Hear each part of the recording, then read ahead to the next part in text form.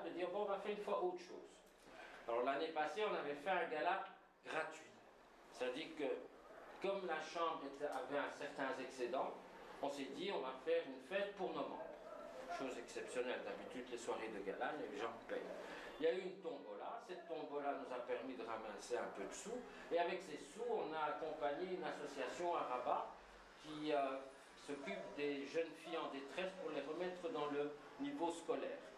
Et donc, grâce à ça, je l'ai dit, ils ont pu faire leur campagne d'affichage, télévision. Alors, nous avons aussi modestement contribué pour qu'ils aient une salle informatique avec des PC, etc. Et puis bon, je veux dire, c'est une façon pour nous de montrer qu'on n'est pas seulement dans le business, mais qu'on peut aussi faire un peu de social. Donc, en 2013, on a décidé de faire ce projet qu'on a appelé, moi j'ai difficile à l'époque à le prononcer, excusez-moi, Belixinov, d'accord. Qu'est-ce qui nous a amené à faire ce concours? Donc, comme je vous l'ai dit, donc on était à la recherche de projets innovants dans le domaine soit des énergies vertes, c'est un domaine à la mode, mais ô combien important, ou bien tout ce qui était technologie de l'information.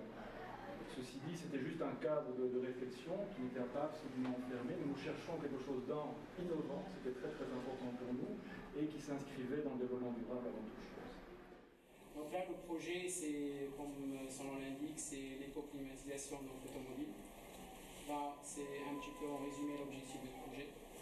L'objectif du projet, en gros, c'est de remplacer en fait le système de climatisation existant, donc qui utilise ce qu'on appelle un compresseur mécanique. Et là, on a regardé toute la chaîne de valeur et on a essayé en fait d'optimiser cette chaîne de valeur. Et on va remplacer le système de compression mécanique par un système de compression thermodynamique. Donc ce système il est conçu pour être plus fiable que le système existant. Et ce qui est génial, c'est qu'en fait, que l'excédent de chaleur dont la voiture souffre et dont on a besoin de l'eau pour refroidir, là on va l'utiliser en fait pour faire la climatisation automobile. C'est le hasard que vous êtes trois et qu'il y en a un qui est en Belgique. Ça m'a vraiment plu. Et je vous promets, ça ne va pas du tout influencer les équipes, n'est-ce pas? Absolument pas. J'étais neutre, hein. Je connais pas Charleroi. C'est pas aussi Charleroi, moi non plus. J'ai nul en géographie. Voilà. Là, le système de climatisation automobile, c'est un nouveau système qui utilise un nouveau concept de la chaîne de valeur de climatisation automobile. D'accord. On remplace en fait le compresseur existant de la chaîne de valeur de climatisation automobile standard par un nouveau compresseur qu'on appelle un compresseur thermodynamique, ce qui permet une économie d'énergie de l'ordre de 40%. Okay. Utilisé surtout en carburant, consommé en carburant par la voiture, donc on va économiser jusqu'à 40% au milieu de parc et entre 5 à 10% au milieu extérieur. Après, donc, le fondament de cette innovation, ce qui permettra par la suite de gagner en fiabilité du système en lui-même. D'accord. Et aussi donc d'avoir un système encore écologique. Parce que on va économiser de l'énergie utilisée en carburant par la voiture. D'accord. Donc un planning sur un an pour la réalisation du prototype, du premier prototype de preuve de concept. Donc ça c'est déjà fait. Là avec la chambre de commerce, ils vont nous mettre en contact aussi avec un industriel, ce qui permettra donc d'aller encore plus rapidement. Et j'espère dans un avenir pouvoir nous sommes très fiers au niveau de la Chambre d'avoir notre premier lauréat du concours Belluxinov. Belluxinov est un concours qui se veut comme un concours qui va aller trouver des porteurs de projets innovants dans les nouvelles technologies, notamment dans le développement durable. Donc c'est un projet qui doit être différent, qui doit être, qui peut fonctionner. Donc on a eu toutes les garanties, en tout cas scientifiques, pour ce faire. Et c'est un projet qui vise à mettre en place, notamment dans les automobiles, des systèmes de climatisation complètement écologiques. Donc il n'y a pas de consommation de courant, de consommation d'essence, et ça permet d'avoir une auto climatisée uniquement sur l'énergie qu'elle produit elle-même. Donc c'est vraiment une application fabuleuse qui pourrait s'appliquer à plusieurs dizaines de millions d'automobiles de par le monde d'ici quelques années. C'est une invention maroco-marocaine. Donc c'est la première du genre.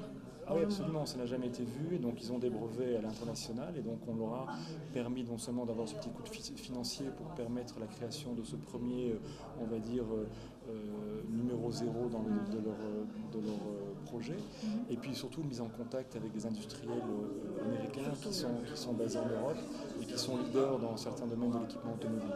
Donc c'est ça là, la Chambre, c'est de repérer des projets porteurs et de leur donner aussi l'accompagnement nécessaire pour porter ce projet à sa bonne exécution. Évidemment, l'Université internationale de Rabat est très contente d'avoir décroché ce prix unique 2013 et ceci réconforte l'Université internationale dans sa stratégie de recherche-développement de produits pour le marché à la fois marocain, africain, mais pourquoi pas le marché international, surtout pour des inventions qui peuvent être révolutionnaires comme l'invention actuelle. L'Université internationale de Rabat, pour asseoir sa stratégie de R&D, a fait appel à des compétences marocaines, des chercheurs et des ingénieurs de l'étranger qui étaient établis à l'étranger. Et nous avons des chercheurs qui viennent des États-Unis, qui viennent du Canada, qui viennent de France et qui étaient même chez des industriels qu'on a débauchés comme donc le lauréat, le lauréat de cette invention qui initialement qui était en France. Qui était initialement en France et qui a passé plus de 7 années chez Thales. Donc vous connaissez le groupe Thales, c'est un groupe donc, qui est connu au niveau international. Voilà, on a réussi à le faire venir au Maroc et il accompagne l'université à la fois au niveau de la formation, mais également au niveau de la recherche-développement.